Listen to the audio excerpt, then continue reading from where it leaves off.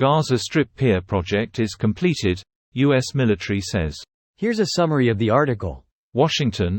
The U.S. military finished installing a floating pier for the Gaza Strip on Thursday, with officials poised to begin ferrying badly needed humanitarian aid into the enclave besieged over 7 months of intense fighting in the Israel-Hamas war. Fraught with logistical, weather and security challenges, the maritime route is designed to bolster the amount of aid getting into the Gaza Strip, but it is not considered a substitute for far cheaper land-based deliveries that aid agencies say are much more sustainable.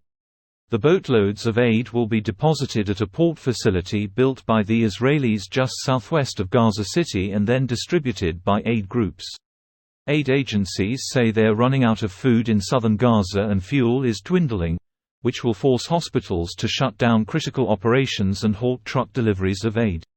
Aid agencies say that isn't enough to avert impending famine in Gaza and must be just one part of a broader Israeli effort to open land corridors.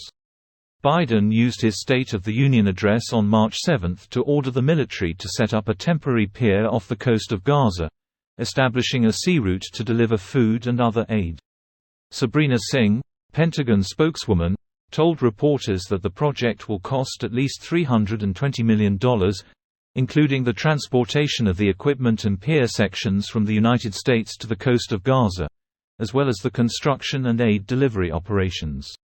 This post received a score of 7,900, with an upvote ratio of 94%. Here are the top comments in response to this article. I guess now we have a near-peer adversary. A near adversary peer. An adversary near our peer. I hope we can withstand all the peer pressure.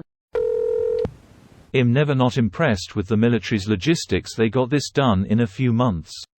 Probably good practice getting this done in a conflict zone. Very different from how they'd have to do it in most combat zones. They're not really under attack from either side. That's why it's practice. Gotta practice good logistics to have good logistics. Now let's see if any of that aid gets to the people. I'm impressed by the building, but the logistics of getting that aid to the people is going to be a shit show. Surely the local government will be a big help. Hey, where'd all the water pipes go? Looks toward sky. There's one. Rain comes from the sky, so why wouldn't we put pipes in our sky projects? I honestly think this was practice for militarization of the Philippines in a China war situation.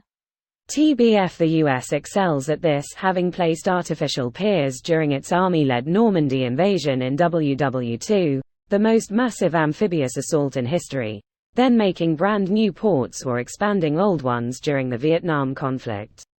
Its Navy Marine team or even its army has almost a century of practical experience to draw on.